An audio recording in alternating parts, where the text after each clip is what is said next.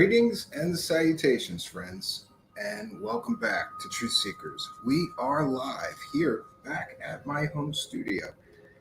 I apologize for a little bit of a late start again. I was kind of scrambling around here.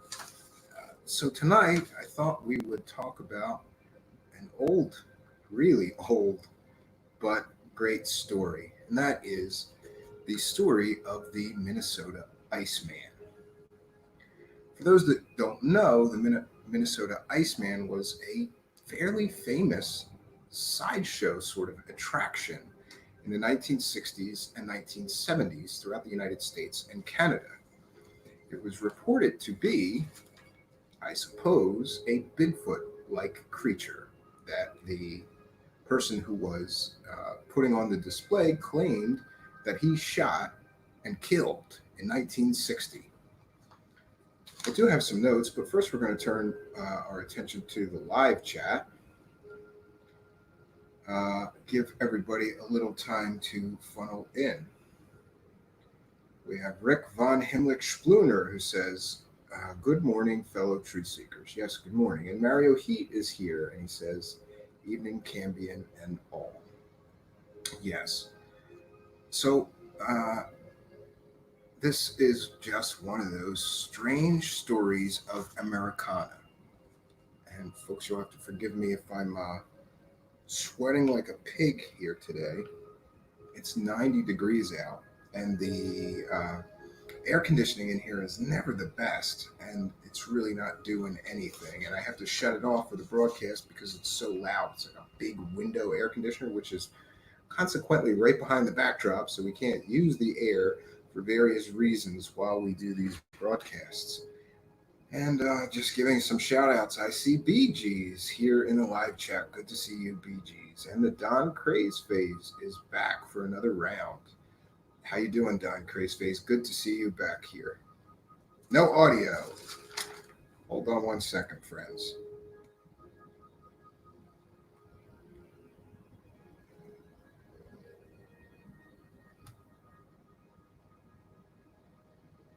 Check one, check two, check three. Okay. Do you guys hear me in the live chat? Is there audio? You should be able to hear me. I see all the levels are up. Oh, BG's my fault. Don't do that to me, BG's. I've got enough issues. Everybody can hear me in the live chat? Well, it's good to know that there's nothing wrong with the microphones because, yeah, BG's, this stuff has been happening here with our sort of ramshackle system, which I'm working on. My Aussie internet is on the fritz. Jeez, I'm gonna lose a few pounds through this broadcast. Probably about 95 degrees in here, and yeah, super hot. We got to do something about this air conditioning. But actually, I'm kind of content to just suffer through this for one more month, and then it won't be an issue any longer. But I happen to have the hottest room in the house is my office. It's right above the kitchen. And I don't know, my wife cooked like 3 or 4 hours ago. It shouldn't be this hot up here. It's really crazy. So back to the story here of the Minnesota Iceman. Actually, if you'll bear with me, folks, just for 1 minute, I'm going to tweet out the show. I forget to do that sometimes, and that's not a good idea. So let me copy the link here and go over to Twitter and just let everyone else know that we are live here on Truth Seekers Live. So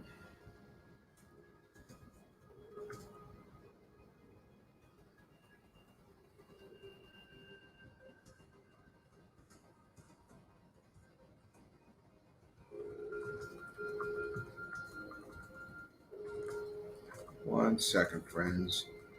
Join us in the live chat here.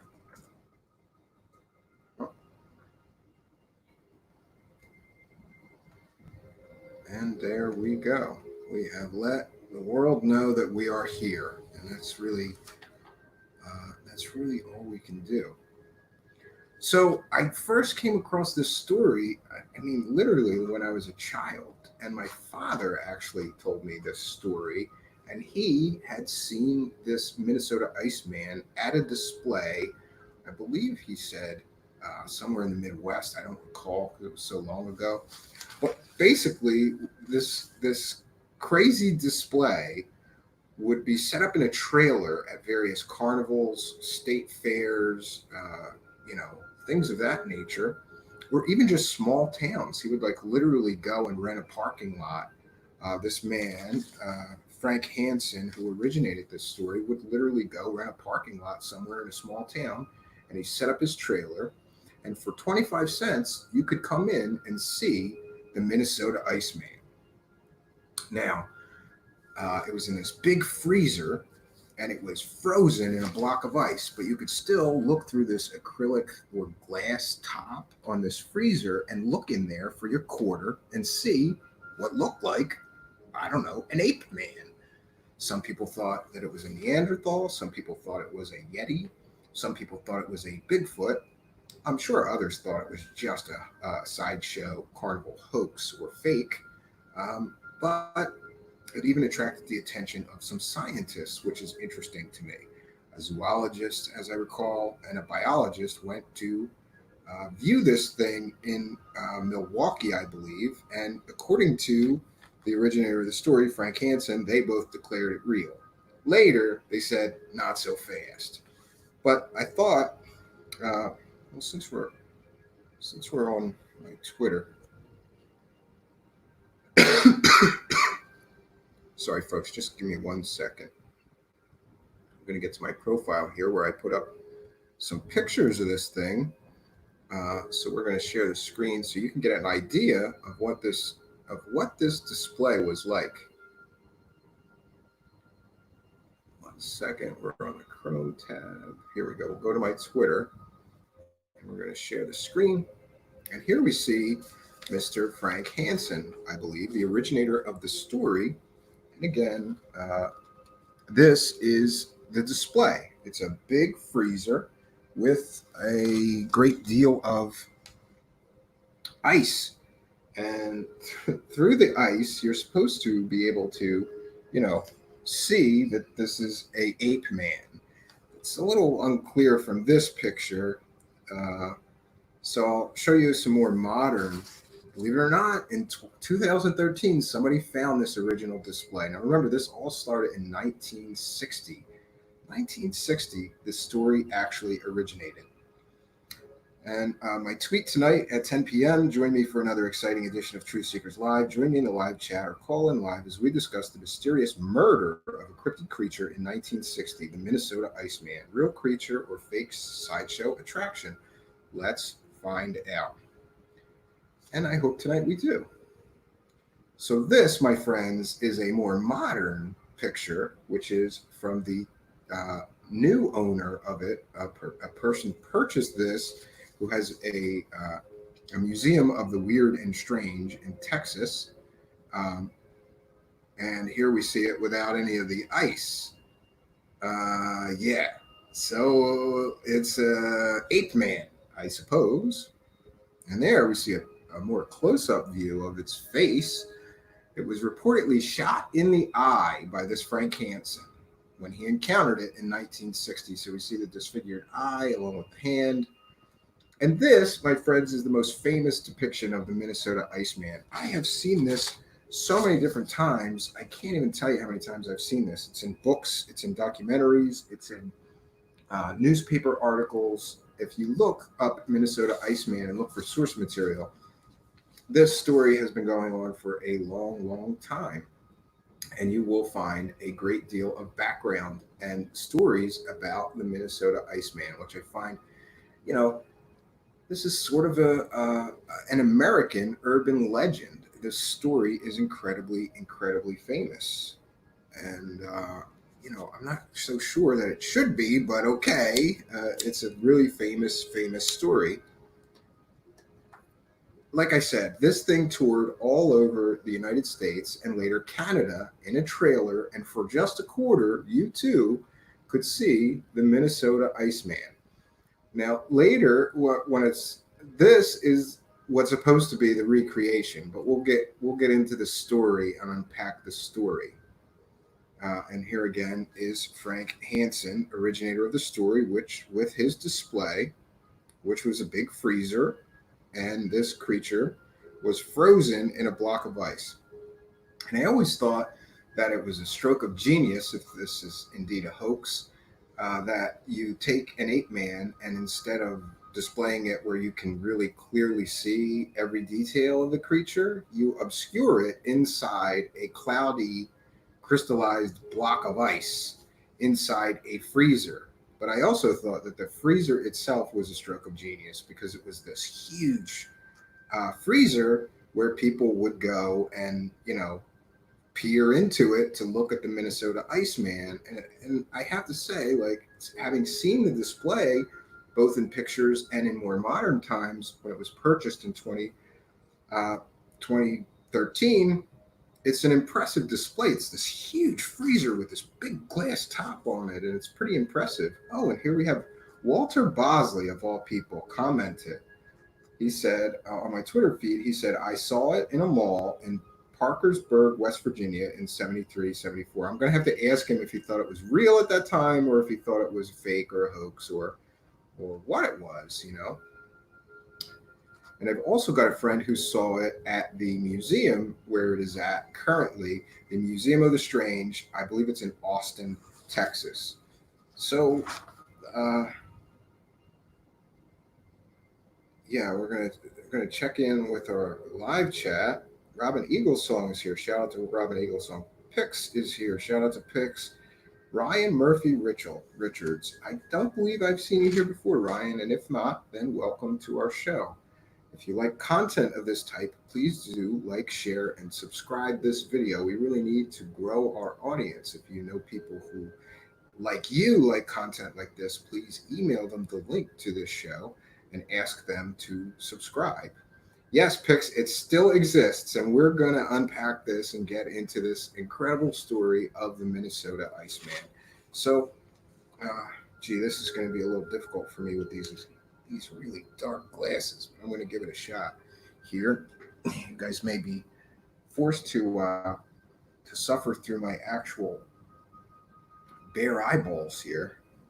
Let me see if I can get a little more light on it. That might help. Yes. So, friends, I've got 2 pages of copious notes here. I have been researching this, sort of going back down. I knew the story very well from my childhood. Like I said, I've had various people tell me that they saw this thing when it was on display. And then I also have the book. It's like I can't recall the book, but if you just search for Minnesota Iceman book, there's one very famous book, which I'm sure I have. I went back through it to try to get some more background, see if we could unpack the story for our audience. So the story goes something like this. Frank Hansen, in 1960, he was an Air Force captain. He was with a hunting group near Duluth, Minnesota. Let me see. It's called the Whiteface Reservoir, where he encountered this creature. Actually, 3 of them by his first report.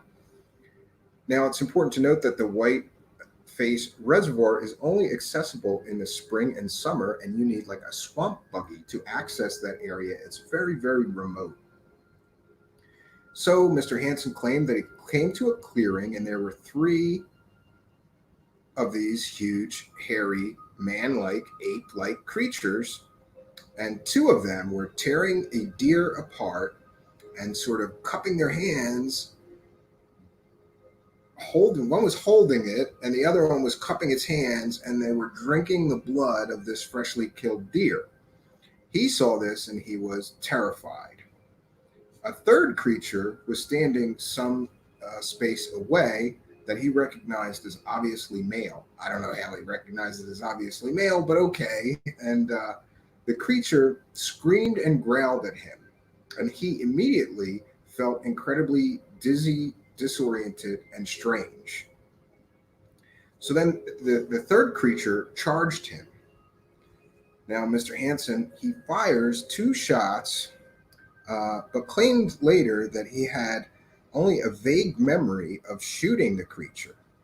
because he was so disoriented when this creature screamed at him or growled at him like it did. Uh, he was disoriented and he shot the creature twice, once through the eye and once he wasn't sure where the shot went.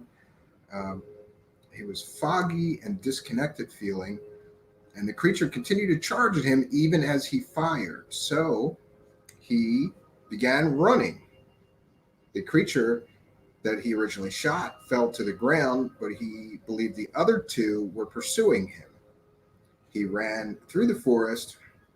The two were chasing him, and he got separated at this time from the rest of the hunting party. He ran for what he says felt like miles with the surviving two creatures still pursuing him. Later, he did some, I'm not sure what they call that, when hunters will do warning shots up in the air to find their hunting party, and he found the hunting party again. But he claimed that the entire hunting party was filled with Air Force personnel, and something about he was afraid of losing his position with the Air Force if he told some crazy story like this. So he shoots this Bigfoot-like creature and he was chased by two other Bigfoot-like creatures. He was with an entire hunting party, but he didn't tell any of them. I find that a little suspect, but okay, that's a part of the story. Okay, so later, some time had passed, but after he shot this creature, he was having recurrent nightmares and terrible insomnia. So in December 1960, he returned to the area and, with some chains and a swamp buggy, recovered the body, wrapped it in a tarp, and put it in a freezer in his basement, where it sat for some 5 years. And again, he tells a story of he wanted to share this creature with the world, but he was afraid that he would lose his Air Force pension or something like that. So he waited the 5 years out. And then after retirement, he decided that he wanted to share the creature with the world. He thought it was too important to not share it with the world. So he took the creature, put it in a bigger freezer with a glass top, clear top, put it in a trailer, and took it around on display. Apparently, he had some sort of sideshow kind of side income where he would display like antique farm tractors and things like that. And this was just one of his displays, but eventually became his main bread and butter income as the story of the Minnesota Iceman sort of got famous. He dropped the other sort of displays that he would do and just focused solely on the Minnesota Iceman display. I'm assuming it was very profitable for him, even at a quarter a view. I've heard that a lot of people would go and give their quarter, and you couldn't just stay in there forever looking at it. They kind of were like, okay, you got your look, move on. And people would go and give another quarter and another quarter and another quarter because at the first time they saw it, it was like shock, and then they wanted to see it again a little, after the initial shock had worn off. So they'd go and give their quarter again, get back in line, get back in line. People would see this thing 5-6 times before they were sort of satisfied with their experience, I suppose. So it wasn't just a quarter. He was getting a couple of bucks off of some people. It depended on how each of the displays went, what the audience was like. So after retiring, he took it on tour, put it in a bigger freezer in a solid block of ice with a clear lid. He put it on display as the man left over from the Ice Age. That was what it was billed as, the man left over from the Ice Age. And for 25 cents a view, he displayed it all over the Midwest from 1965 to 1967. And there's where the story gets more interesting, because in 1967, there was a zoologist. His name was Terry Cullen. He saw it in Milwaukee, and he was fascinated by it, and he thought that it was authentic. At least that's what Mr. Frank Hansen was telling people. This gentleman later sort of backtracked and distanced himself from this whole thing. And then there was also uh, another person, Jerry Callan, I believe, saw it in Milwaukee, and he was a author, biologist, and he was researching the abominable snowman. According to Frank Hansen, he saw it and thought it was authentic. Later, Mr. Callan also changed his story somewhat. I'm sorry. They, yeah, so he thought it was authentic at first.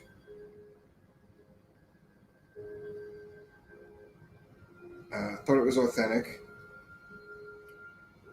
and then we have Ian Sanderson, author and biologist. I'm sorry. So author and biologist was his name was Ivan Sanderson. He, according to Hansen, thought it was authentic. Later, we hear an entirely different story from this Ian Sanderson regarding the authenticity of this thing. And we also have a scientist, Bob Whalmans, who was a Bulgarian scientist and author. He assumed hoax, but according to Frank Hansen, spent 3 nights studying the creature. What they saw shocked them, and Frank Hansen believed that they thought it was authentic. It was very human-like, and both of these scientists believed that it was once a living, breathing creature. Now, again, this is according to Frank Hansen. Later, these gentlemen would have a story that would sort of contradict Frank Hansen's version of events. And then the story gets even more strange and weird. So between 1967 and 1968, apparently Mr. Hansen began to get nervous because people started going, "That looks like a person. You shot a person? You're going around the country telling everybody you shot this person and then you froze it in ice?" So according to Mr. Hansen, he hired a criminal defense lawyer who advised him that he could be charged with murder and abuse of a corpse, etc. So, Mr. Hansen, leery or worried about legal problems, apparently, instead of stopping displaying this creature that he could be arrested for murder for, instead just stopped displaying it in the United States. He took it to Canada. Okay, I don't know why he would take it to Canada. I'm pretty sure that the murder laws are the same in Canada. Uh, yeah, and again, here is where the story really flips. So in 1969, by 1969, he was finished making a great deal of money, making the rounds in Canada, displaying the Minnesota Iceman, and he returned from Canada by his own report with a replica, not the original body that he had displayed in 1967. Yeah. Then Mr. Hansen claimed that upon reinspection, other scientists confirmed that this was not the same body that he had before, but a different and wholly different display or replica. But again, we don't really get to talk to those scientists. We don't get to verify their story. We just have Frank Hansen claiming that scientists looked at it and they were sure, yes, this is definitely not the original body. This is a different creature in the new display. Uh, Later, we would find some things that would contradict that. Okay, so next we have. I'm sorry, folks, I'm struggling here. Oh, there we go. I have to borrow my weird lights here. Okay, so in 1970, Saga Magazine, uh, in Saga Magazine, he told the magazine in an interview that he would release the real specimen, but only if he got immunity and amnesty from prosecution of any kind, both for transporting the original body around the country and for shooting it. Uh, and though he toured with the replica for many years, he never, in fact, produced the real body. Uh, from 1970 on, Hansen responded to every scientific inquiry with the same answer that what he was displaying was a rubber replica of the original body, a sideshow gaff, not a real body. And eventually, Mr. Hansen and the Minnesota Iceman sort of vanished from history, and no more was heard about the Minnesota Iceman for quite some time. But then, friends,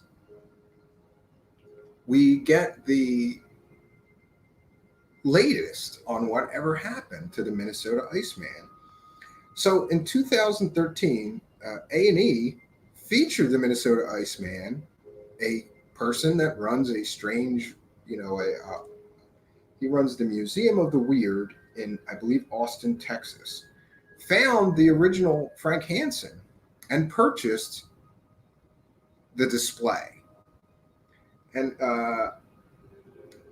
if you really, it's a crazy episode. Just look up Shipping Wars Minnesota Iceman, and we get to see this whole story of this person from the Weird Museum finding the Minnesota Iceman and then negotiating with all these shipping companies for somebody to ship this huge freezer with this fake rubber body in it to his location in Austin, Texas, which is just bizarre. Just bizarre. Uh, yeah, so it ended up in the Museum of Weird in Austin, Texas. Okay, and then we have Kyle Blackburn from the Crypto Mundo website. He called it a sideshow gaff and nothing more, a sideshow attraction, not genuine or real. And then Sanderson, who we mentioned earlier, that Frank Hansen said, well, this scientist Sanderson saw it and he was convinced it was real. Sanderson had lots of photos of the one that was supposed to be the real body that he took in 1967, and he compared the photos that he originally took in 1967 when the body was supposed to be a real creature against the new photos in a newspaper that Hansen claimed were the replica. And what Sanderson found is the same exact pattern of ice crystals, the same exact features, the same exact measurements. He forensically measured both sets of photos. And Sanderson did not believe that there were two separate. He did not believe that there was one creature that was real in 1967, and then in 1969, 1970, when Hansen came back with this creature, it was just a replica. He said it was too exact. It was the same thing. He just suddenly, according to Sanderson, was worried about the legal implications of claiming that you were transporting some body all over the country and letting people see it. Excuse me, letting people see that body for a quarter. There may have been some legal implications, and suddenly this story that this is a replica came out.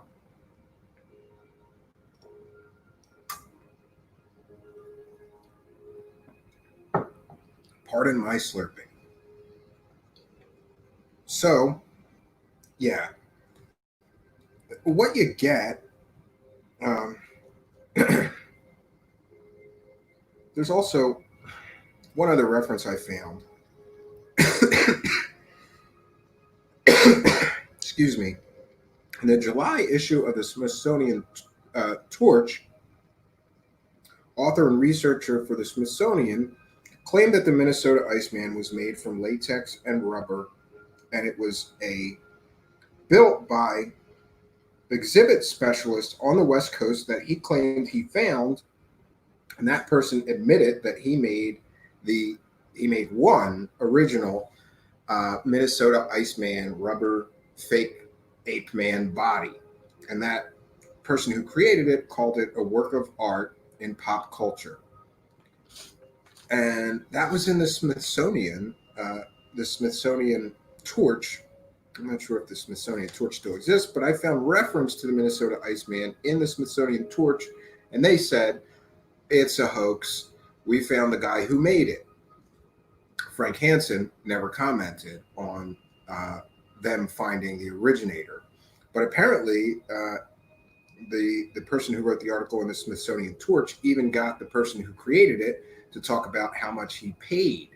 And this was in 1967, or maybe it would have been 66 because he started displaying it right in the beginning of 1967, I believe.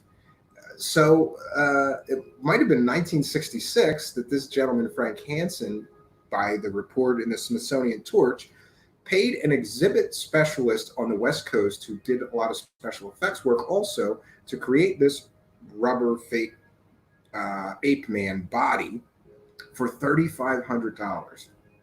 $3,500 was a lot of money, friends, in 1966. So this person, Frank Hansen, if he did pay somebody to create this display, boy, he went all chips in. That is an expensive display.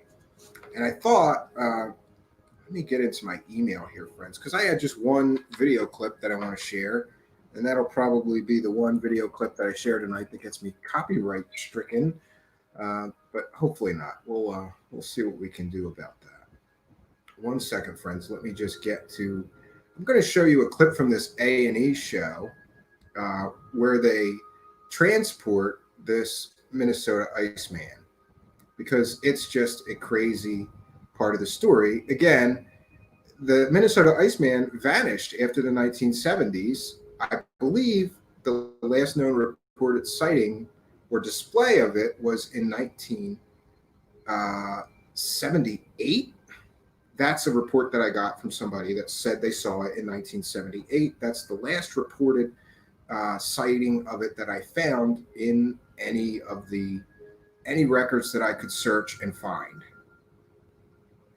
So we are going to, let me see if I can do this. First of all, I want to be sure to cite fair use, friends. And we're doing a transformative work. We are educating the public, and I believe that this is fair use. But still the same, I'm going to A&E.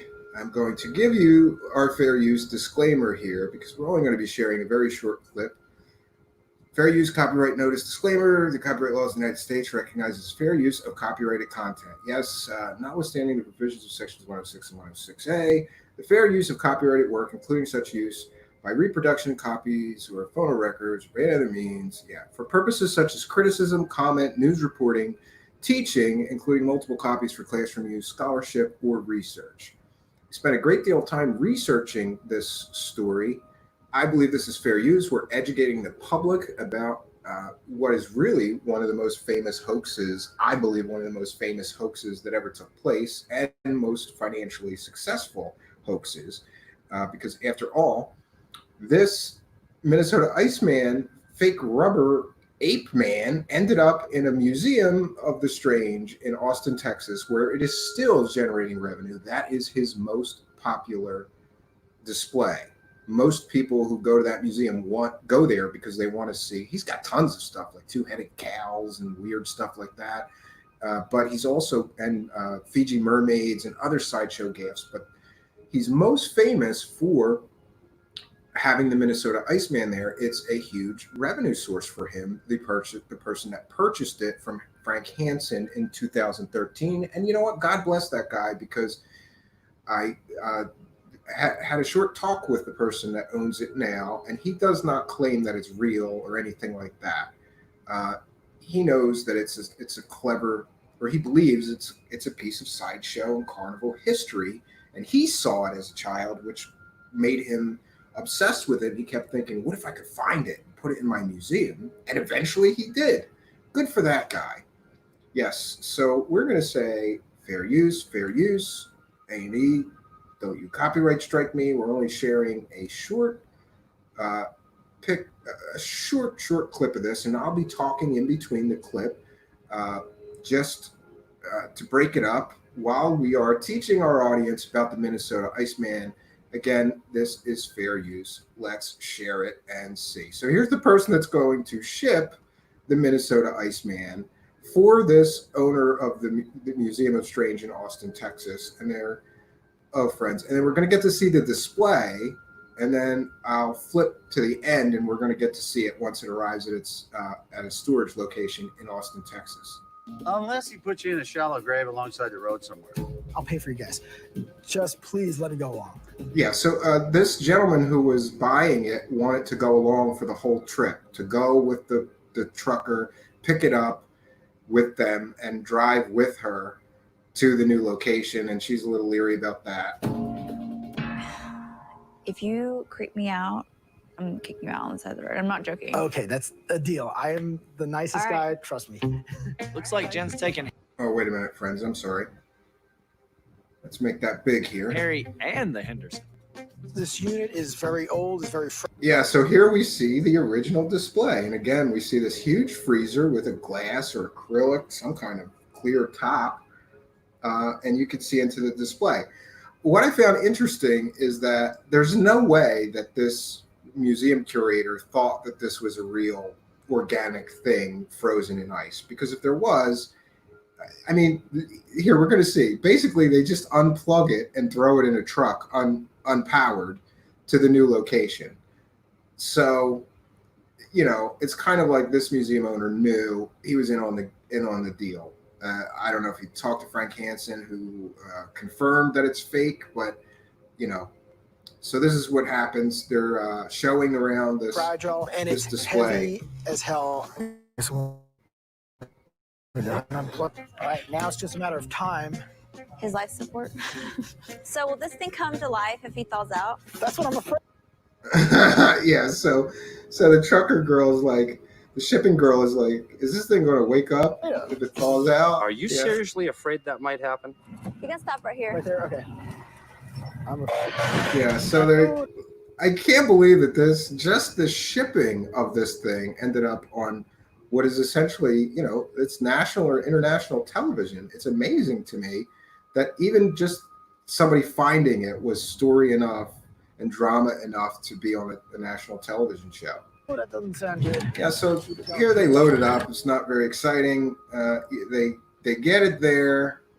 There's a lot of drama in between. And this museum owner, when I talked to him, said that there was a ton of stuff that happened on that show that they cut. They cut the entire segment down to 8 minutes. We're going to flip here to the end where we're going to see it arriving. The Minnesota Iceman arrives at the Museum of Weird in Austin, Texas at its new location. Oops. If it'll cooperate with me here. 1 second, friends. I'm just trying to find it. I don't want to play too long a clip here. So here we have we have it being delivered. Unloading. One. I hate it when that happens. Really? Welcome to New London. Are you in pain? Take a soundbar. I should just clip this stuff out so that doesn't happen. I apologize. All right. Okay. Go. It's gonna rip my What happened? That wasn't supported. Mother Looks like the beast just got loose. can ruin this trailer. So it's so heavy that they broke the truck, you know, like the truck bed getting it off. Yeah, she's not too happy right now. Hey, Jen, we're going to fix this for you right now. I'll just take it to get it repaired. It's fine. I just want to sure? get this over with. Steve, are you just gonna push it in? Yeah, we're just going to push it right in. Yeah, and I thought it was interesting that it went from one warehouse full of weird shit right to another warehouse full of weird shit. But I can't blame the museum owner for buying it. He saw it as a child. He was fascinated with it. He remembered it all these years. And good for him, because he got a piece of his childhood in the form of this strange thing called the Minnesota Iceman. Stop. Finally, something goes as planned. And this is not my problem anymore. Awesome. Hey, Steve. Yeah. Can I get you... Do you really need to inspect it? Nah, I was with you the whole time. Sure? Yeah, it's all good. Okay. 2,200. Awesome. Yeah, so I would love to know what this Steve at the Museum of Strange paid for the actual Iceman, because he paid $2,200 just to have the thing moved, so much. you know? And here we see the girl. This is the strangest thing. We can see that the ice is like melting in this thing. It's been unrefrigerated for, a few days apparently during the trip. But it was a huge block of ice, so it's not completely thawed out yet. And what does she want to do? She wants to see its man parts. I want to see the man part. Be nice, Jen. Things are cold in there. Steve, Yeah. is that the ball right there? Actually, as a matter of fact, yes. Jen brought in 22. So she's excited to see the thing's balls. Okay. And my friends, that is where the Minnesota Iceman remains to this day. What a strange journey from 1967, when it was first displayed, to current day times where it is now on display. And again, this Steve was very honest in saying, I know it's not real, but it's fun. And it's a huge draw for my museum. And I also had somebody that actually was at that museum. Let me see if they got back to me here. Had an old friend mention to me on Facebook that she saw that thing. Oh, no, maybe she didn't. I asked her to just tell me when she saw it. Did she think it was real? Did she think it was fake? What were her thoughts on it? She did not get back to me. Maybe I'll. Yeah, she didn't read my message. So, okay. So but shout out to Stacy, an old friend of mine who said, Stacy McCarthy, who said that she had seen this thing at the Museum of Strange, and also when she was in Austin, Texas. She went there. I was really curious to see what were her thoughts about it. Did she think that it was real? Did she think it was? Did she think that it was fake? I'm pretty convinced that it's a fake. And I'm sorry, but the whole story that he switched the body seems pretty implausible to me, considering he never produced the actual organic body that could be, DNA tested, analyzed, or anything like that. It's just crazy to me that I guess even telling people post 1969, he told people it's a rubber replica of the one that I shot. It's not the real one, and people still paid their money to come and see this thing. I gotta admit, when I was a child, I don't know that I thought it was real or not, but I wanted it to be real, right? I just wanted it to be real, because what a crazy story that is, and what a kind of weird, it's the missing link. It's proof of Bigfoot or Yeti or something right there in a freezer in front of you, and you get to look at it. Don Craze Phase says, my dad used to bring me Bigfoot hunting as a toddler because I thought Sasquatch on $6 Million Man was so awesome and so real. Rest in peace, Andre the Giant. Don Craze Phase. I one time when I was a child, I met Andre the Giant. And I got to tell you this. He said, how you doing, young man? With this big, he had that big, thick, I was like intimidated. I'm a little child. I mean, I was little. I must have been like 6 or 7. And he had this big, deep voice. And he said, how you doing, young man? And he put his huge hand out in front of me. And his hand was like bigger than my head. And I put my hand in his hand, and I'm trying to display this. It looked like me putting a finger in his hand, and his hand just like, it just like swallowed half my arm. His hand went halfway up it was so surreal. That guy's hand was so huge. Yeah, rest in peace, Andre the Giant. What a great person he was, and he'll be sorely missed. And I love that, him playing Bigfoot on old episodes of, I called it Bionic Man growing up. You older folks that saw it when it was like actually airing call it the $6 Million Man. I think that was the actual title. So if anybody has any questions or comments for me in the live chat, I'm all ears, but we're probably going to call this one a short one because it's just sweltering hot here, crazy hot. And yeah, I'm like hosing myself off here, dousing myself off from the sweat. I think I've only got one more month of this, and the good news is that I'm probably going to the cabin for the next couple of weeks. It is crazy cool there. It's so chilly there at night that you have to wear like a sweater, or like I wear a hoodie a lot around the cabin because just it drops like crazy at night. It's 60 or so sometimes. And let me see. Okay. I'm going to turn my attention totally to the live chat. So if you have any questions or comments, please do put them in all caps. These lights are not cooperating with me today. There we go. I'm trying something a little different with the lighting here. Some people said that it's always too dark. Okay. Honestly, I think I always joke that my father said I had a face for radio, so I like it dark, but other people not so much. So we're trying to lighten up the set here a little bit. I don't know if I like that, but if everybody else prefers that, we'll stick with that.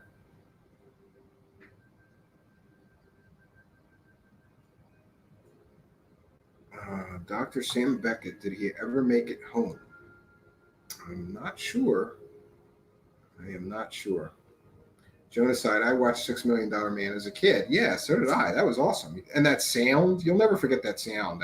That sound that he made when he did bionic stuff, I used that sound effect in at least 3 different songs of mine in a sample. Like one really slow, one really fast, in the background of a drum loop and stuff. I love that sound.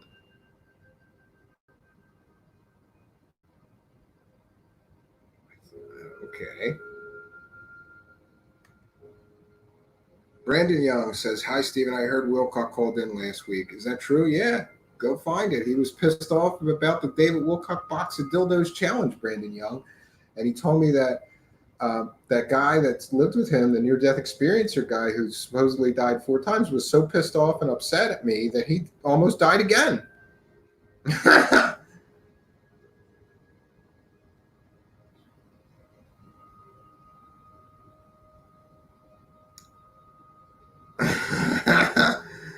Genocide, I had socks of the Bionic Man. Ryan Murphy Richards, are you a robot? Not that I'm aware of. Ryan Murphy Richards, I apologize. Yeah, and boy, you know what? I'm going to show something else because we just did a live broadcast from the cabin right out in the front yard of the cabin.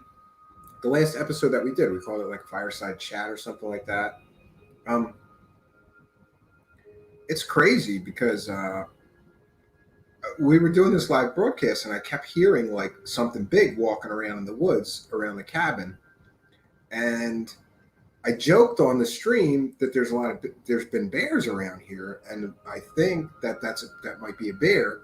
And then I thought that would be my luck, and I said it something like that, like getting mauled on camera right here at the cabin by a big bear or something. And then I joked that it might be good for ratings, so I would be okay with it.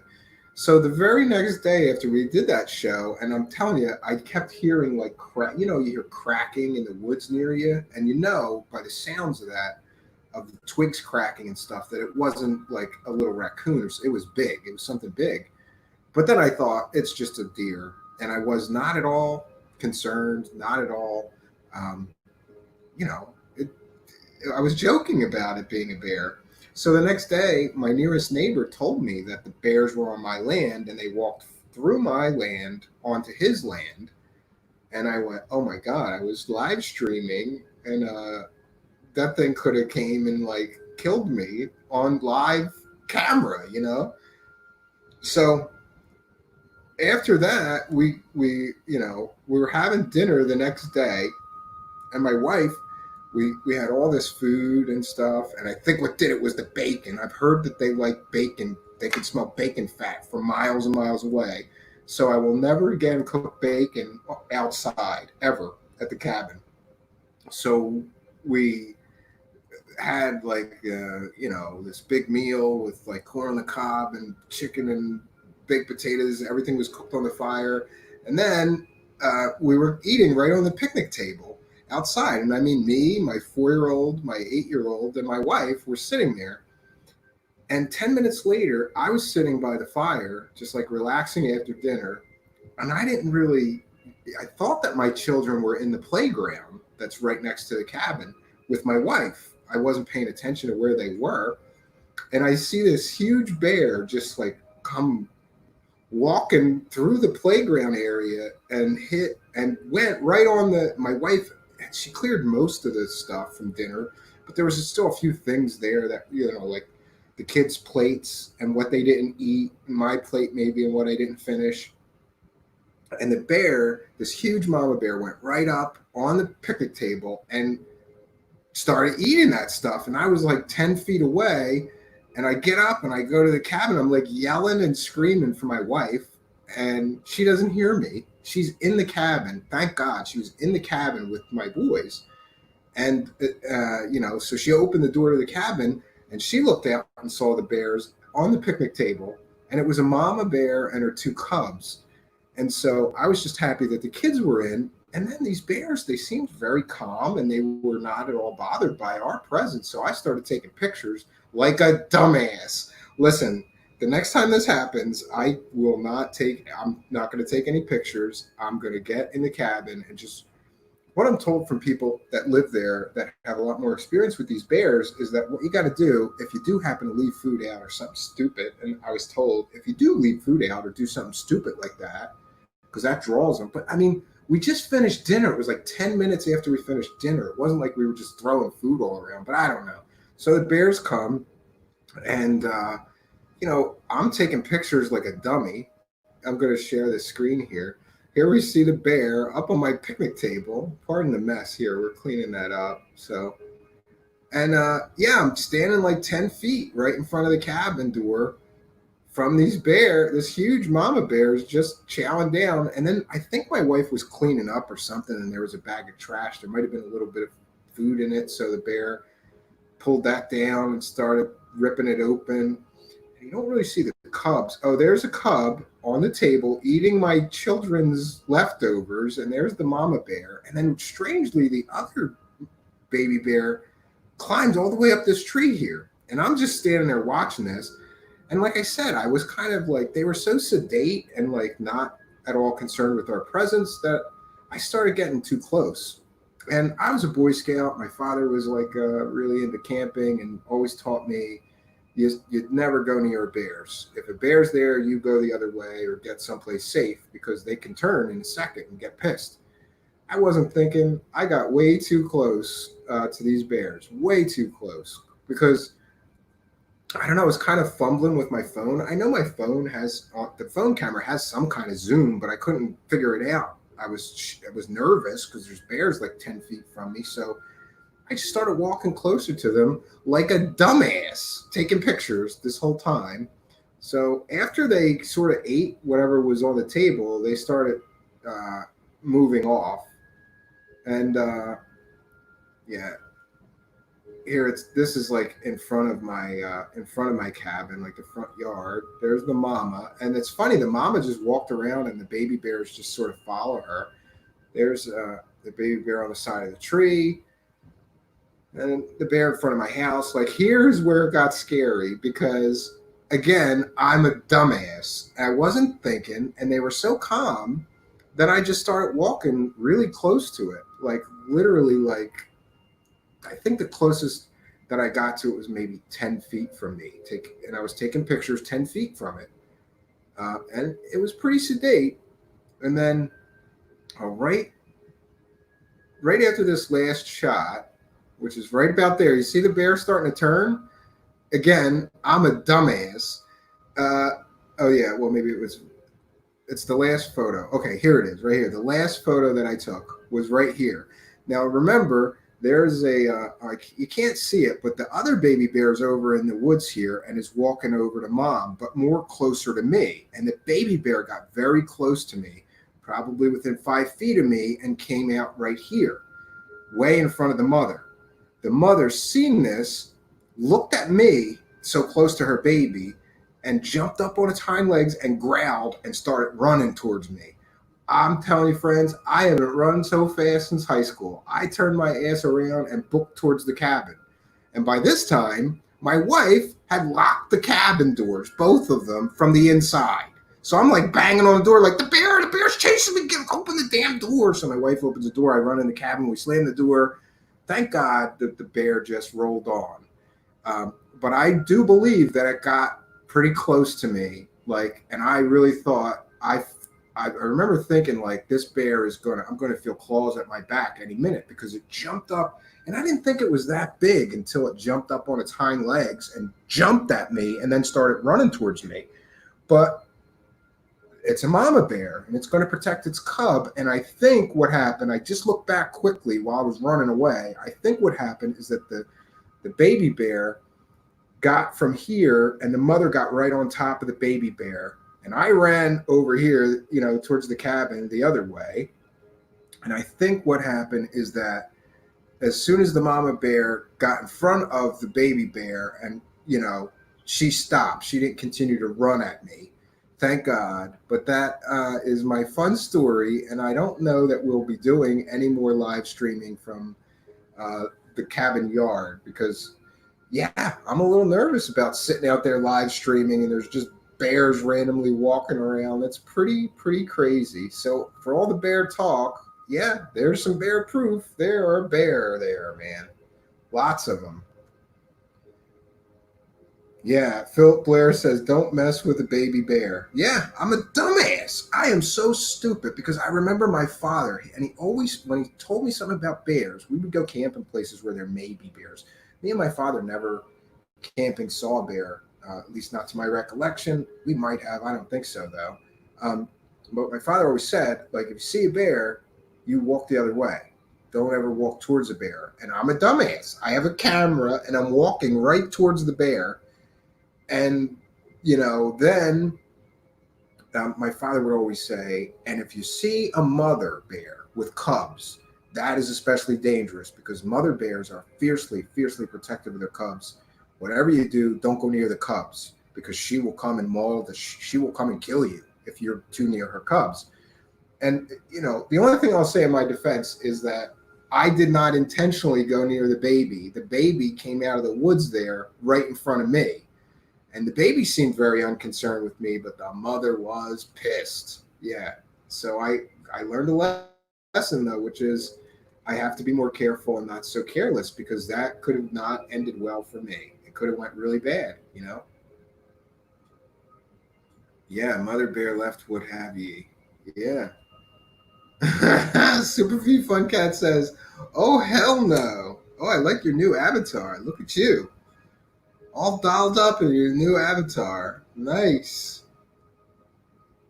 Ryan Morphy Richards says, I'm Irish. We don't do bears. I'm half Irish, Ryan. Yeah, I am half Irish. So I've learned that we have to be an incredibly amount more careful of bears around the cabin. Mario Heat says, very scary. Yeah, Oh, Philip Blair. Yeah, I don't know very much about bears. Remember, I grew up in the city. I did go camping a lot. I was a Boy Scout. We got warned about bears, but I don't know. Wear a bear bell at Truthseekers. Get a bear bell for each person in your family. You can wear it on your belt. Most bears avoid us if we alert them to our presence. Yeah, that's what I heard. But I got to tell you, Brandon, when these bears were eating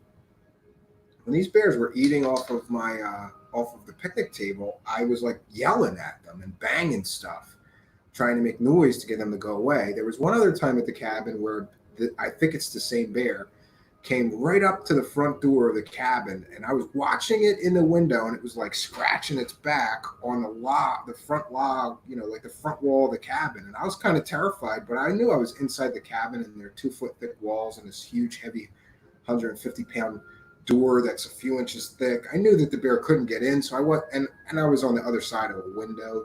I wasn't that concerned, but it's still scary when there's a bear.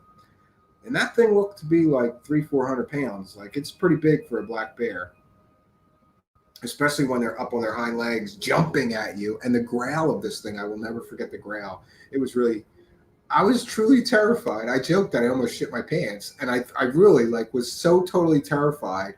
And I remember thinking that my wife's going to go, this dumbass had to go take pictures of a bear, this dumbass, and got mauled and killed, right? So, yeah. Brendan Young, only bear I like is Yogi. Yeah. Ryan Morphy Richards, I'd be very concerned. Yeah. And Brandon Young says, very territorial. Yeah, I don't know, but it's my land. Fuck those bears. It's my cabin.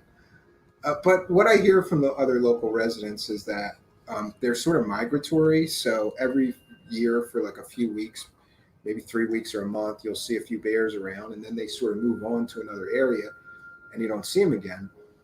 The problem in my area is that the bears are getting very bold because of all the restaurants being closed. All the dumpsters that they usually frequent are not available to them, so they're going on regular people's house land and looking for something to eat. And in our case, they found it, and now I'm additionally concerned because I'm told that they'll be back because they got a good meal.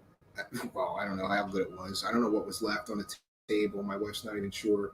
They got a couple of ears of corn on the cob and whatever was left on my kids. But sometimes my kids, kids, they'll leave like half their plate of food. I don't know. But a neighbor told me now that they've gotten a meal there, they're going to be back looking for more food. So we have to be very, very careful. And, it's additionally complicated by the fact that I have a 4-year-old and an 8-year-old that just like drop food everywhere. So they're, like even them eating gummy bears and shit. I'm like, you eat that in the cabin. You are not having no food out here because you drop shit everywhere. Yeah, he's scraping off what would go to the bears. And Phil Blair says, mark your territory. Brandon Young says, dumpster man keeps eating the dumpster. Yeah.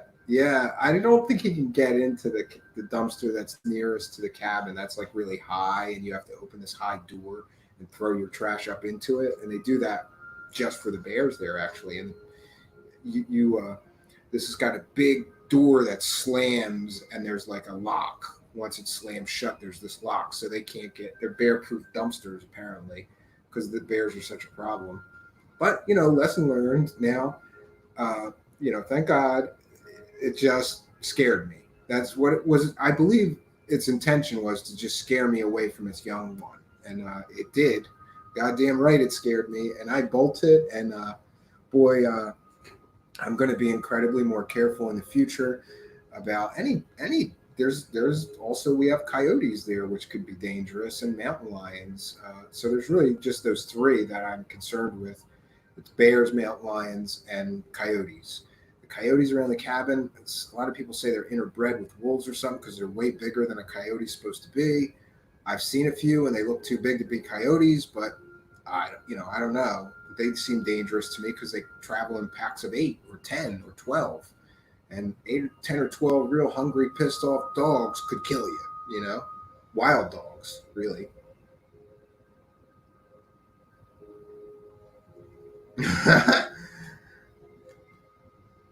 Ryan, Morphy Richards, go out and have a fair dig with Yogi. Yeah, Brandon Young says, wow. Yeah, Phil Blair says, bears can be like monkeys in India, break into your house looking for a snack. Yeah, my cabin's built to be more or less bear-proof. Like, if a bear gets in, it's going to have to really want to get in. It's going to have to really beat the shit out of that cabin because, like, the log walls are 2 foot thick, and the door is, like, 2 or 3 inches thick. It's, like, 150-pound, really, really solid wood door. It's not getting in there. At least I don't think so. They could try to prove me wrong. Phil Blair says, put out a trail cam, see what shows up. Yes, I plan to do that because we're not there some days, so you never know. Yes, William Pixley says, make sure you have a firearm, bro, 38 or bigger. Yeah, I'm considering that. I really don't like firearms at all, especially because I have children. My wife doesn't like firearms because I have children. But in this situation, I mean, you never know. That bear, it could have easily have gone another way. I will say, like I said, I'm going to be much more respectful. If I see a bear, I'm going inside the cabin, and basically you just let them saunder on. If they're on your land, they're just looking around for food, and they move. If they don't find any food, they move on. If they do find some food on your land, they'll eat it, and then they move on. They don't stick around long in any one place. They're always moving. So the best thing you could do, I'm told, is to just ignore them, leave them be. And yeah, Jonaside, you need a bear spear. I don't have a bear spear, but I do have hunting archery bows and hunting bladed uh, arrows that I'm sure would kill a bear. It might take 2 shots if I'm not really ready for the shot, but I'm sure that I could take down a bear with the hunting bow and the hunting arrows that I have. I'm not somebody. I'm not somebody that really likes firearms, but there's a good suggestion. Genocide says shotgun with beanbag rounds. Yeah, that'll wake it up and get it to move on, maybe. And if anybody has any advice for how to deal with bears, somebody told me that you get M80s or firecrackers and you throw firecrackers at them and they get spooked and they run. So we're going to go get some firecrackers. So maybe the next time this happens, we'll just throw some firecrackers out of the cabin. Hopefully, they'll move on. And Out of Mind says an apocalypse cabin needs a hunting rifle, just mount and lock in a case. Yeah, if I do that, I'm gonna put it in a locked case inside a locked shed, just to prevent my children from ever getting a hold of it. But then, that just complicates things too, because then what am I going to do? Like, oh, there's a bear. I got to go unlock the shed. Then I got to unlock the gun case. Then I got to get the gun. Then I got to load the gun. Or I could just grab my bows and arrow. And yeah, but I understand that most people have the belief that, a gun is probably quicker and more effective than a bow and arrow or a hunting bow, even. But I'm a pretty good shot with that thing. And if it came down to defending my family, I think I would do whatever I had to. Philip Blair, I like cougars and I wish there were more around here. I've never seen one, but I've seen their tracks. Yeah, I've never seen a cougar. I've seen mountain lion. A standard hand siren will scare them off. They hate high-pitched noises. That's another good idea, Pix. I'm going to get a siren to just place on the roof of the cabin that we can push a button from the inside, and that might scare them off. Feck cougars. Bells, like Christmas bells, the sound scares them. My mom-in-law say, play Metallica on your phone loud. Yeah, the one time I played KMFDM loud inside the cabin, and I had these huge speakers, and I turned the sound all the way up and opened the windows, and that one that was like rubbing its back, I think it might have been the same one, rubbing its back on the front of my cabin, looked at me like he was pissed or she was pissed and rolled on. Cougars are awesome.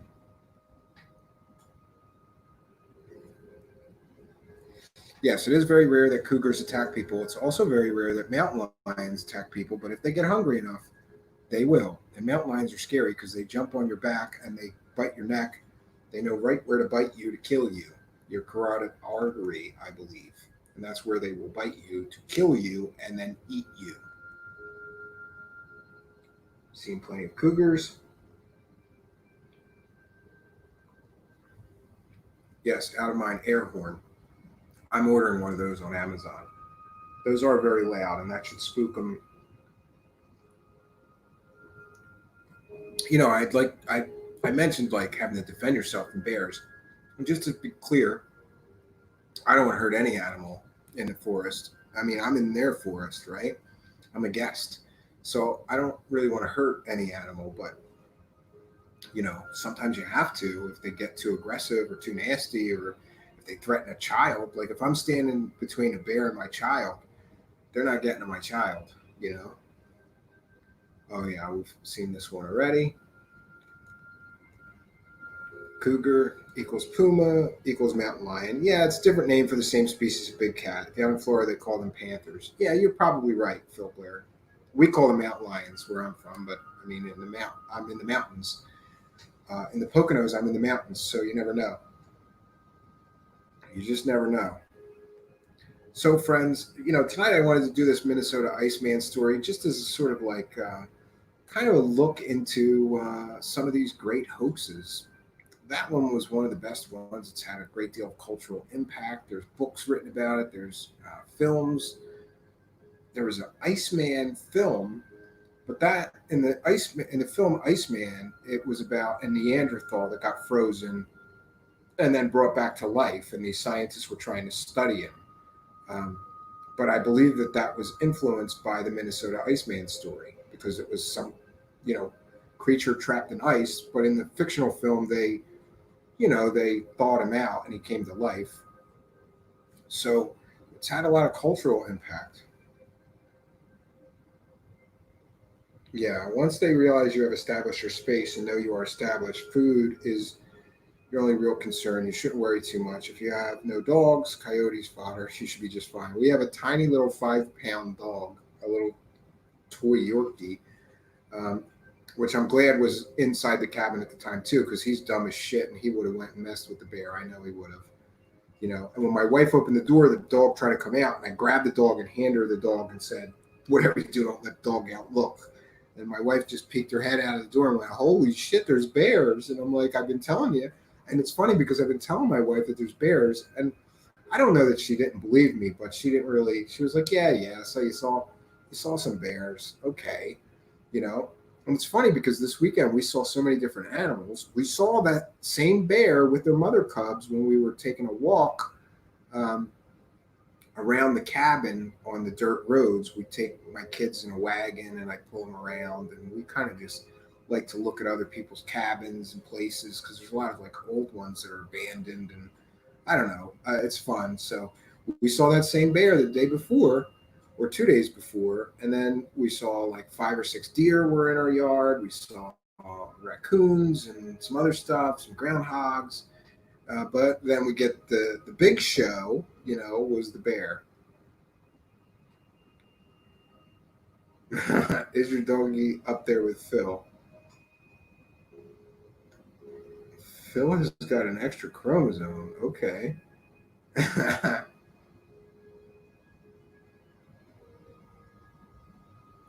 Ryan says, I pounce on a bear if it slabbered at me.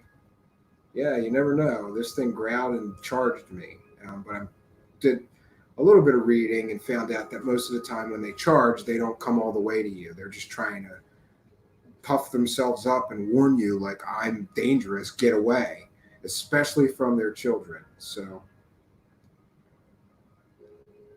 Jordan, what's this channel about? Hi, Jordan, we cover strange topics, mysterious things, conspiracies, UFOs, cryptid creatures, strange stories, mysterious stories, great mysteries, and things like that. Good to see you here, Jordan. Please do subscribe if you like content like that.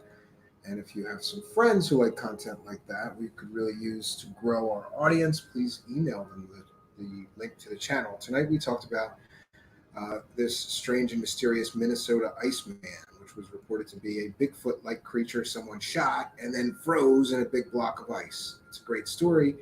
You can sort of rewind and hear the story if you're here late to the party. Cool, thanks. Jordan, your avatar looks familiar to me, but I don't know if I am wrong about that, so I don't know. Oh, okay. Phil Blair says University of Washington are the Huskies. Washington State University are the Cougars. I didn't know that. I don't follow college sports. Actually, I don't follow almost any sports. A little bit of MMA and boxing. Yeah, what are you rambling about? Yeah, Phil Blair says the same thing, Jordan, that you look familiar. At least your avatar looks familiar, so I don't know what that's about. Ryan Morphy, he's out of his mind, he says.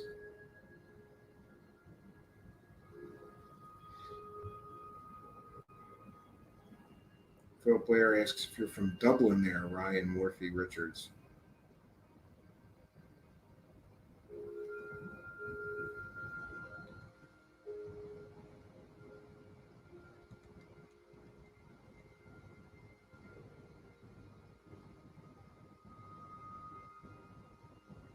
Yeah, who knows?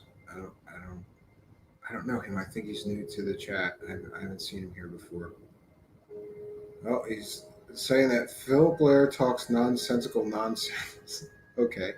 Oh, Jordan says Bill Cooper avatar. That's why you look familiar, Jordan. I'm sorry about that. Well, if you like Bill Cooper and all that conspiracy stuff, you would probably like this channel. We talk about a lot of those strange topics and things like that.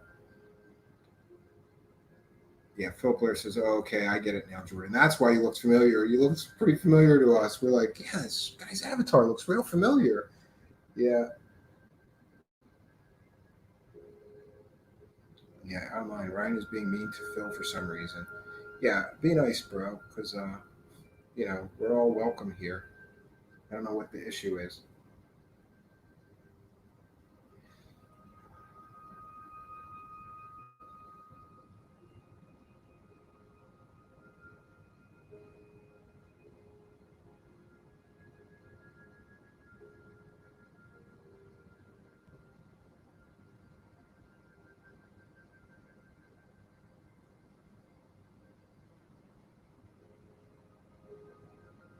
Yeah, Pick says Bigfoot, UFOs, flat Earth. And I don't get into flat Earth. 33, I'm not sure what you mean, but yeah, we do Bigfoot and UFOs. In fact, the first episode of the show is on the hairy man of Alaska, which is a great Bigfoot story, Jordan, that you may never have heard before, and a lot of people haven't heard that. I think you should check that one out if you like Bigfoot stories, because the hairy man of Alaska is a great, great story about a murderous Bigfoot that's 15 foot tall and like rips bodies in half. That's our first episode right here on our channel, so please do subscribe, check it out. I think you will like it.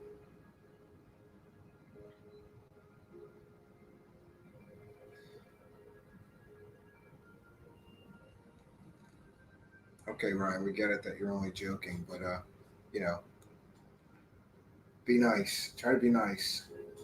It's like a Pick said, we're a pretty chill group here. We don't like, want everybody start fighting over nonsense or nothing really. Let me check this out. What do we have here?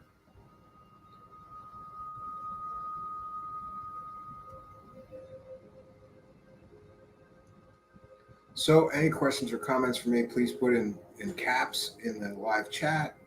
Please remember I'm a little bit here vision impaired, so that helps me to know that that's a comment or question for me.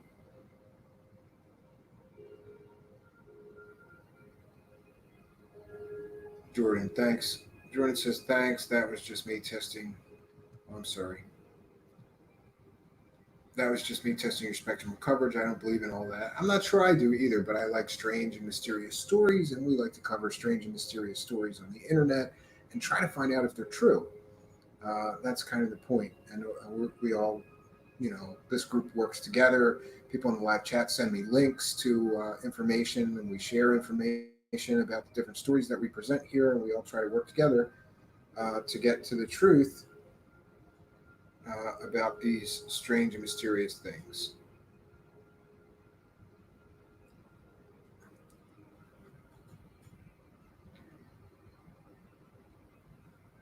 And Jordan says, yes, thank you. AFQ, trust the weed. Yes, thank you. Yeah.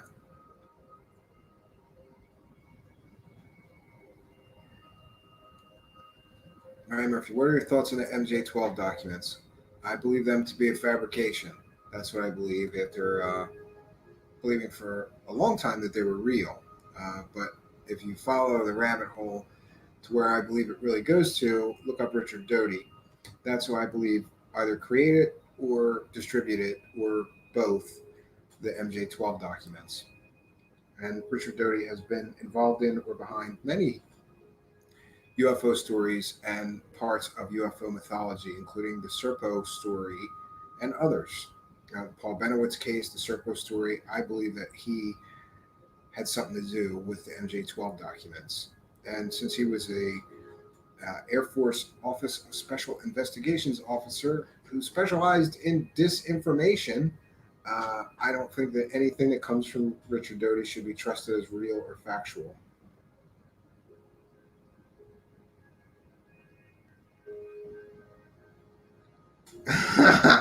Phil Blair, did you see the story of the Florida man yet? The man who got dehydrated and recounted a terrible story about mermaids and mermen. No, Phil Blair, you're supposed to send it to me, but I meant to look that story up because it's just strange enough and weird enough that we should cover it here. It's a really strange story. Jordan says, I think MJ12 is a reference to numerology or gematria. It very well could be. And remember, before the MJ-12 documents, there was no reference to Majestic being some sort of code word within the United States government for secret projects. But after the MJ-12 documents, suddenly Majestic means ultra top secret. And people invented things like Majestic clearance that, near as I can tell from real documents that people can verify are real government documents, there's no such thing as Majestic clearance. But what do I know?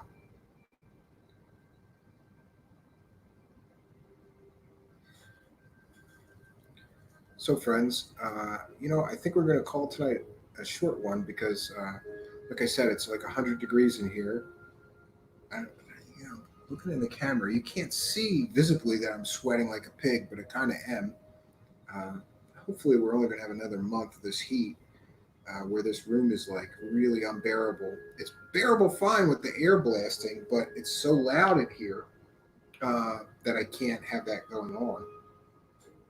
I'm also going to work on, there is I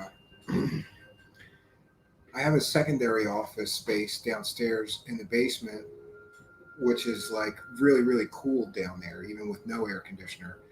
But I got to clean up and stuff. It's like my man cave mess. And yeah, I should get, you know what? I should do that tomorrow. I'm going to promise myself right now that I'm going to get some boxes and like sort of clean up because it's not that bad, but like it looks messy, and I don't really. There would be difficult to put like a setup or anything or like a backdrop, so I'm just going to use the room that's there, which is cool. There's like bookshelves and all my books, so I look smart, like a lot of guys do.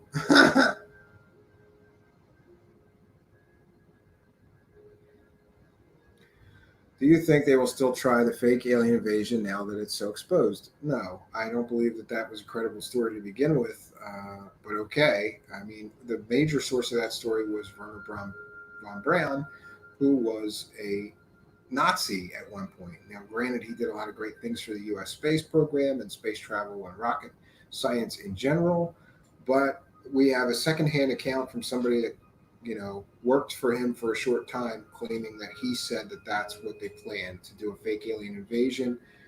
After first they would threaten us with, nuclear war, and then they would threaten us with, all these terrorists states, and try to use that for power and control. And the last card that they would play would be the fake alien invasion, and that would enable them to put weapons in space and get trillions of dollars for new weapons systems development and things like that. I don't see that as credible.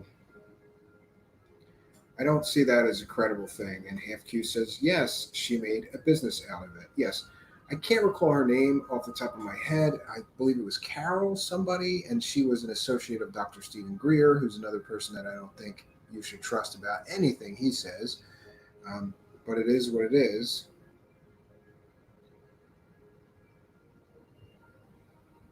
Jordan, check out Infinite Plane Radio. I think I have heard of Infinite Plane Radio previously. Phil Blair, you can get a fake bookshelf background on Amazon, Stephen Candy. And yes, you can, but I've seen people do those, and I don't think they look very good. And it looks very contrived and fake. Out of mind, laugh out loud, Philip, wink, wink. Yeah, I think we know who you're talking about. Ellen Fox, shout out to Ellen Fox. I feel disclosure will come through Musk if it's in the cards to have disclosure. Maybe. I'm not so sure about the Mars stuff. All of the Mars stuff, to me, does it seem like plausible that there could have been a civilization on Mars before the atmosphere became the way that it is now? It's very probable that Mars was once very Earth-like, but something happened to strip Mars of its atmosphere. Some people claim that there's proof that there was nuclear war on Mars. The jury's still out. I haven't really done a lot of deep diving into that, but I will say that Richard Hoagland is full of shit, and others that are talking about the face on Mars and other so-called monuments on Mars. It's just not credible if you pick it apart. Yes, out of mind, Carol Rosen, that's her name, the person who claimed to work for Werner von Braun and tell all these stories about what he said. So it's hearsay. Listening to her is hearsay. Doesn't mean that she's lying, but I don't trust hearsay as evidence, as verifiable evidence, unless we can get corroboration.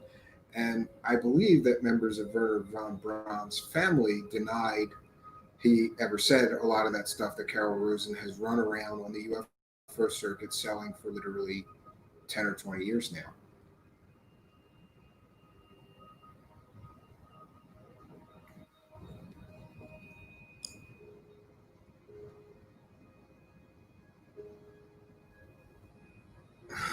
Concur.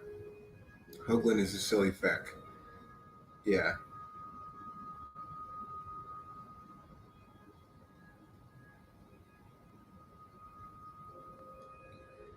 Yeah, I'm not sure about a lot of things, but I'm sure that Richard Hoagland is kind of full of shit because again, he ran around selling the face on Mars for so many years, and then when we get super high resolution images of the area, which by the way show that it's a pile of rocks, it's a natural man, it's not man-made, it's not made by intelligent design. There's no real geometry there. There's no real face. It's a natural formation of like a cliff or a mountain on the Mars surface. It does not mean that it is a monument or that it was built by an intelligent species. And Richard Hoagland, even after he was caught dead to rights, okay, this story is not real, he just doubled down and said they faked those photos or they manipulated those photos to show that the face wasn't there when it really is. And yeah, I mean, I'm sorry. It's just not credible. It's not a credible story. And out of mind, of course, Greer and Rosen is a money situation. Yeah, they're out to make money. They're not out to give us the truth. If they were, they would just drop the truth and move on instead of buy my new book, buy my new documentary.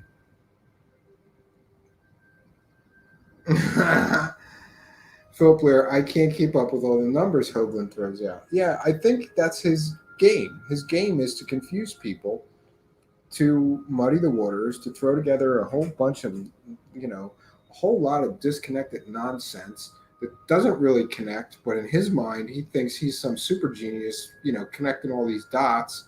And that's a stretch. It's a huge stretch. God bless the guy if he truly believes that stuff, but I just don't think any of it is credible. I mean, where's he at now? I think he does some kind of podcast or something lately that nobody really listens to, and even people with brand new shows like me either match or beat his numbers. So, if he had any real incredible information to share, you never know. Alan Fox says seeing UFOs could be holographic images. I think we're rapidly approaching the time when that kind of technology is going to become available. I think the sticking point, and I did a lot of work in this when I was doing magic shows, is really that you need a suspension medium. You need something to project the image onto. And people have done this with water, people have done this with shims and semi transparent cloth and things like that. I did a lot of work on projected ghosts, and I could make some things that would blow you away out of very simple things, like I can't remember what that fabric is called, but there's a fabric that's like it's semi-transparent or netting. You can get very closely knit netting that when you put it on a stage, you can see through the netting because there's millions of tiny little holes throughout this netting. But when you project onto it, it becomes almost like a hologram. It's that good.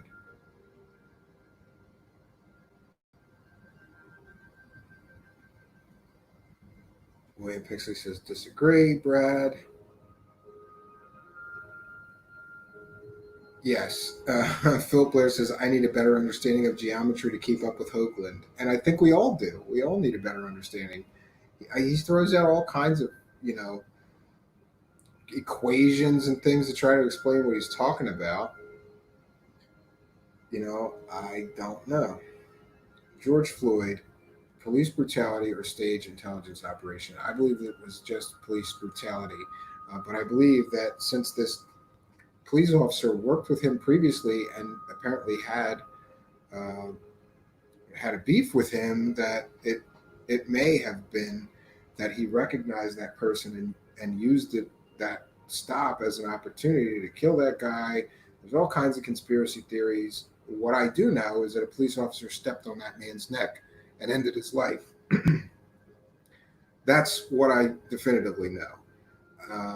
Anything else, I think we're going to have to wait for like a real and meaningful investigation into all the other stuff, um, and see what happened to that. And Paranormal Jiggy is in the house. Shout out to Paranormal Jiggy. I hope you're feeling good, brother. I hope you're feeling good, getting some rest. Get some rest, Rockstar.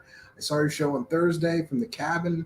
It was very good to see you back in action, but really get some rest, Rockstar.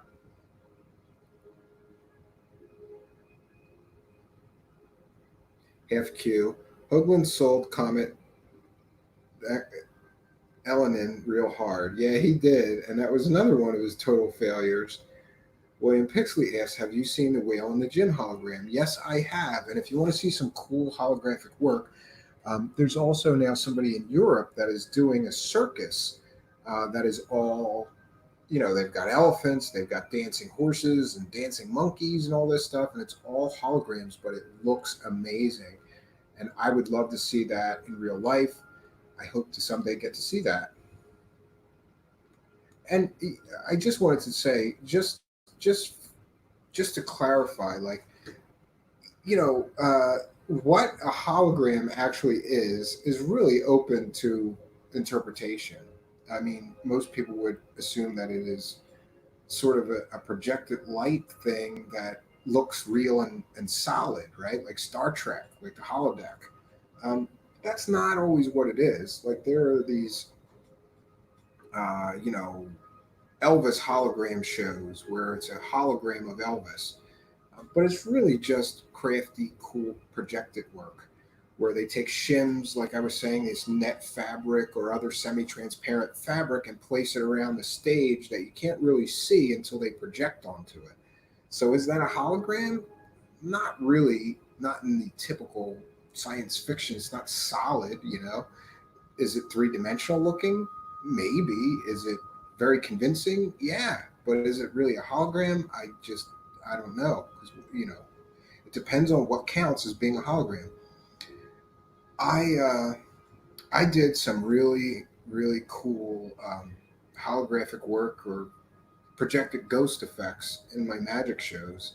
And, people called them holograms, but I was always a little nervous about saying that I had a hologram because I didn't want somebody to pay to come to a magic show where I said I was using holograms and then somebody say, well, that's not a hologram. It's just projected images and some trickery that you're using. So I just said, it's a ghostly experience. I didn't call them holograms. They were projected ghost effects, but we would project onto things like we would have like a dummy that was like in like a wedding dress, and we would project onto that this ghostly face right onto the mannequin head, and you could walk around it and it looked three-dimensional. Like if you walked on this side of it, you would see the side of the face of the thing because the image would wrap around. But again, you always need a projection medium. You need something to project it on. People have used water, they use nets, dummies. The famous Haunted Mansion in Disneyland uses exactly that. There's a ghostly bride in there that's a projection onto a bride dummy in a wedding dress, and they project onto it, and it looks very convincing from the sides. You can walk around it, and it looks like the face wraps around the dummy. Looks great, but is that a hologram? I don't know.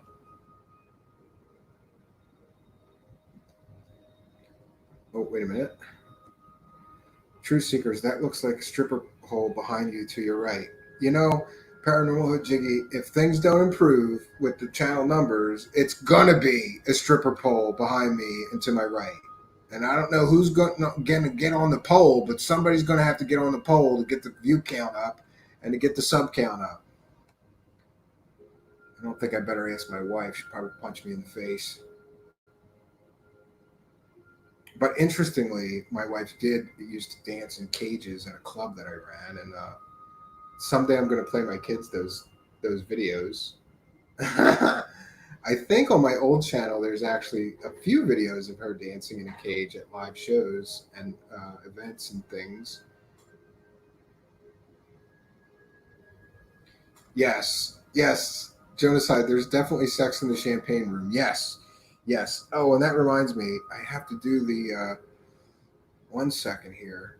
Before we end our broadcast, I am gonna hold on. Let me see if I can get to my inbox here so I can get a notification. Make sure I'm on the right email. No, I am not. Let me get to the right email. So, friends, there's three ways that you can support the show. The first way is we really need to get the sub count up so we can start taking super chat donations and things like that. So please do, if you're not already, subscribe. Please send the channel to any of your friends that you think might like this kind of content creation or these kind of topics or shows. That's the first way. And also like, comment, subscribe, and share. Share it on your social media, tweet it on Twitter. There's a reason that everybody in YouTube land says that, because if you comment on the video, that is engagement. If you like the video, that is engagement. I don't even care if you disliked it. That's fine too. YouTube only counts engagement. They don't care if it's positive or negative engagement. So honestly, neither do I. So I guess that would be another way that you could support me. And people have asked about financial support. There's two ways to financially support us right now. The first is to just go to Patreon. If you go to my main channel link, there are two buttons in the upper right-hand corner. 1 second, I'm going to share the screen just so I can do my proper pitch. You know, I'm told that the universe doesn't answer you if you don't ask the universe. So I'm consciously asking the universe to help me financially because things are tight with everybody. So I understand if you don't have any funds to help me, then please help me by commenting, sharing, and subscribing.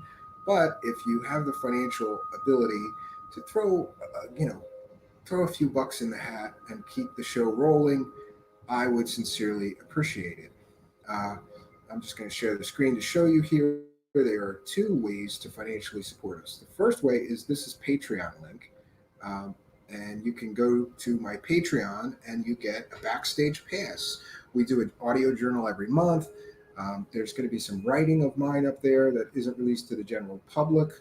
You get access to this mind hack project I've been working on and this Alt-OS, alternative operating system. It's a Linux-based operating system that's filled with apps for creative people, all kinds of video editors, image editors. And if you're a Patreon supporter, you get support. In other words, it's free to download, but a lot of people that aren't very tech savvy have trouble getting things running or whatever. I don't have the time to support thousands and thousands of people downloading this thing for free. It's in alpha and beta testing mode right now. But if you're a Patreon supporter, you get to ask questions, and I always reply. So, if you get this Alt-OS thing and your sound card isn't working, for example, I can work on it with you and help you get your sound card working, your network card, or whatever's going on with getting this thing working.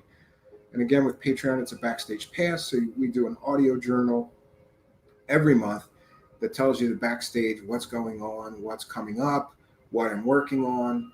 Basically, the Patreon supporters get everything first. Additionally, if I record new music, you get the demos first before they turn into any kind of album or anything like that. Like I said, basically it's a backstage pass. The next thing is there's a PayPal donate, and this is donate by PayPal.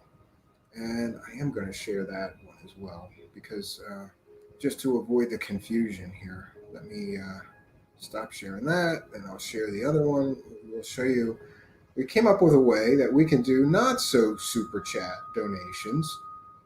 And that would be you just click on that PayPal donate button. And here you'll see you put in the amount. We'll put $1 or, like that. And then after this, it's going to ask you, oh, I don't want to log in. But after that, after you put in the amount, it's going to um, give you the option to put a note in.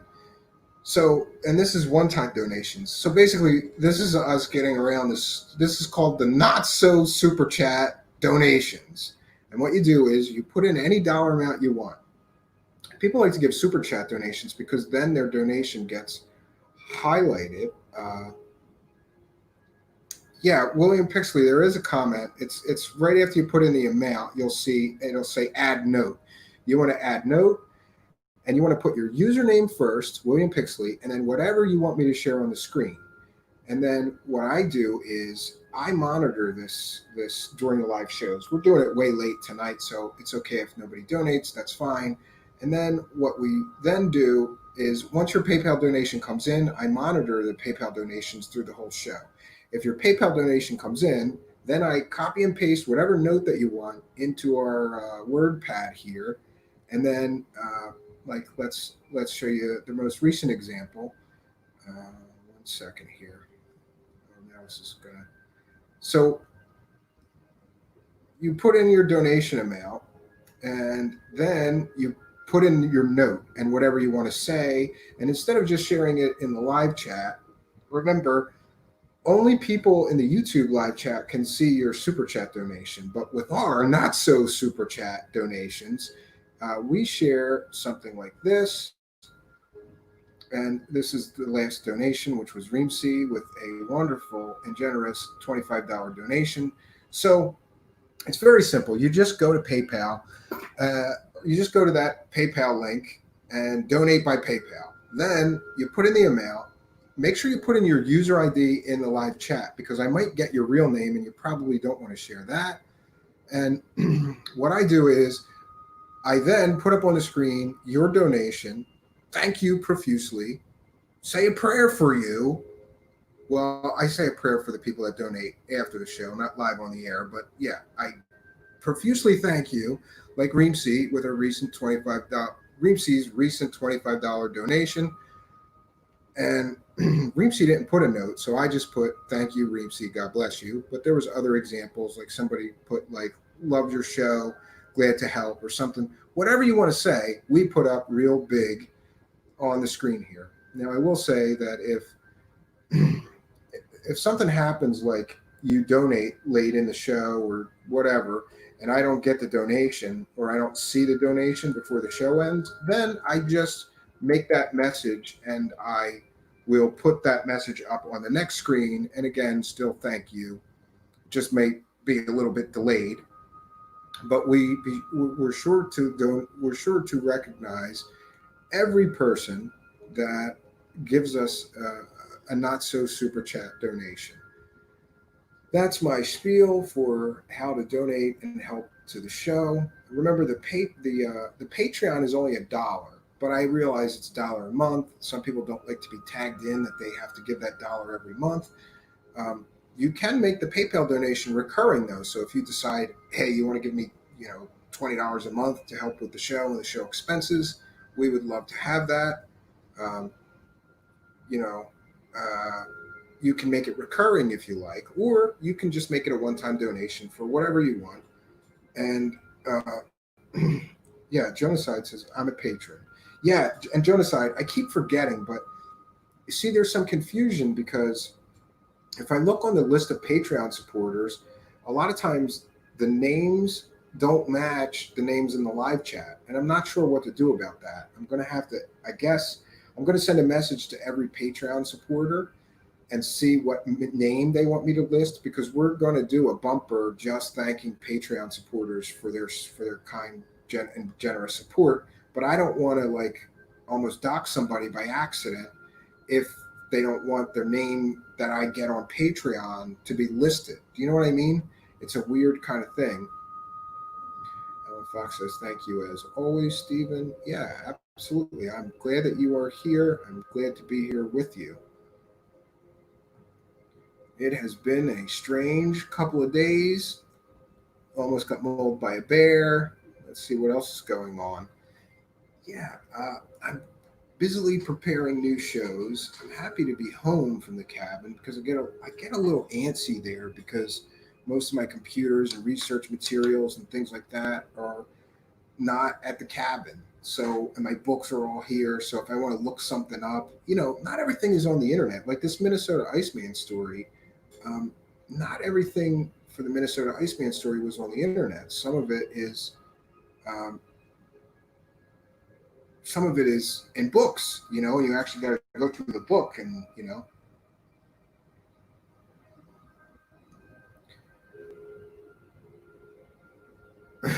somebody wants me to dox Philip Blair.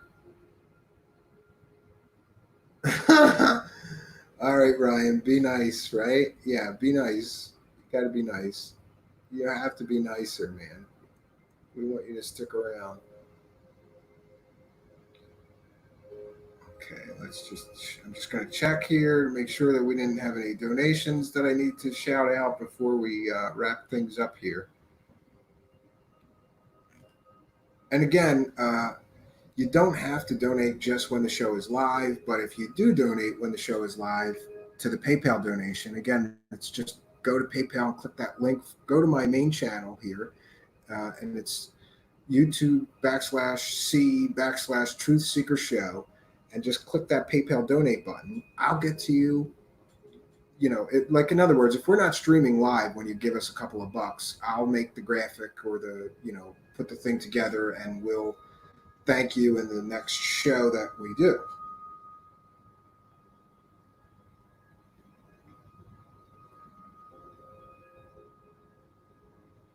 Yeah, V Wolf. I didn't know that was you, Super V Funcat. Is that like an alternate account of yours?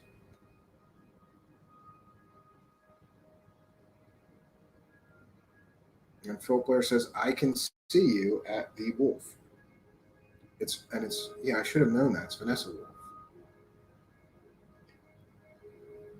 Maybe not her usual account tonight.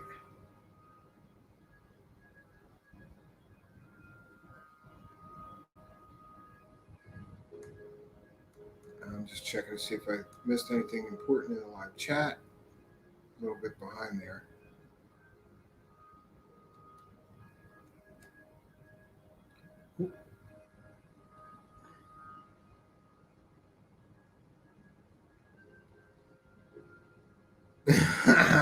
Some words are auto blocked. Yes. Yes. Out of Mind says, donate, you parasites. Yeah, well, here's the deal. Because of the Rona thing, everybody's been hit pretty hard, and I've been hit pretty hard myself. Like, just no income for months and months. It's pretty rough out there. So every dollar really does help. Every dollar helps keep the show going, and really, everything here, the webcam, the backdrop, the lighting, the microphone, it all came from Patreon supporters and people who have donated. Every bit of the show and the money to pay for the software all came from Patreon supporters and from PayPal donations, which we just got up and running. So, every dollar helps. I would sincerely appreciate it. And again, failing that, what you can do is, if you don't have a few bucks to throw into my hat, or I like to call it my begging bowl, then please do just like, comment, subscribe. Make sure you send the link to some of your friends who you know are probably into the same kind of stuff that you are. Have them subscribe. Let them know that we're trying to grow our audience here, trying to grow our channel, and I would sincerely appreciate your help in doing that.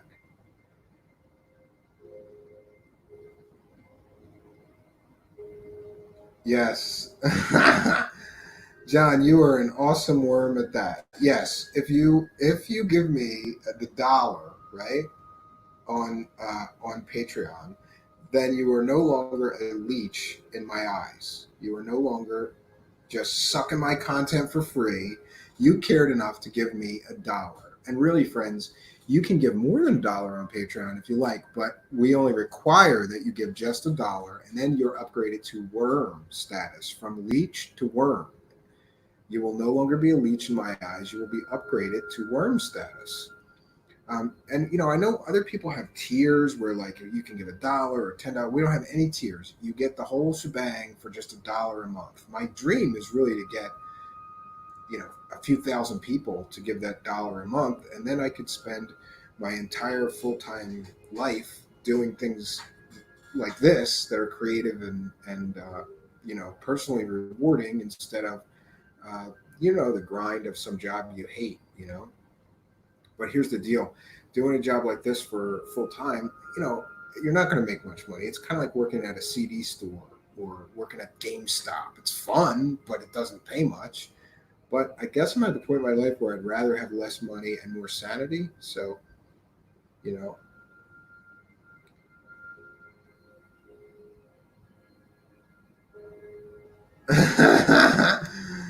yeah, people, get off your ass and donate, okay? You leeches, you have you ever even donated? Yeah, that's another thing, Phil Blair. I'm going to start this new thing where nobody's allowed to critique me or be critical unless they donate first. In other words, if you want to talk shit, go ahead, but you got to give me $1. It only costs $1 to be able to critique me and talk shit on me. If you don't give me the $1, sorry, nope, you can't. You got to at least give me the $1 first. So get up off your asses, you bunch of leeches, and donate.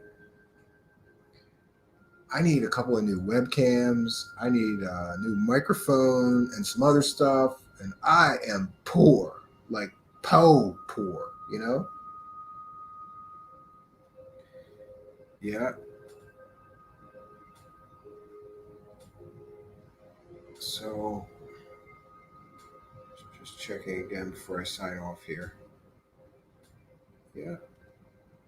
So, friends, we're approaching 2 hours, and I think we're going to wrap things up here.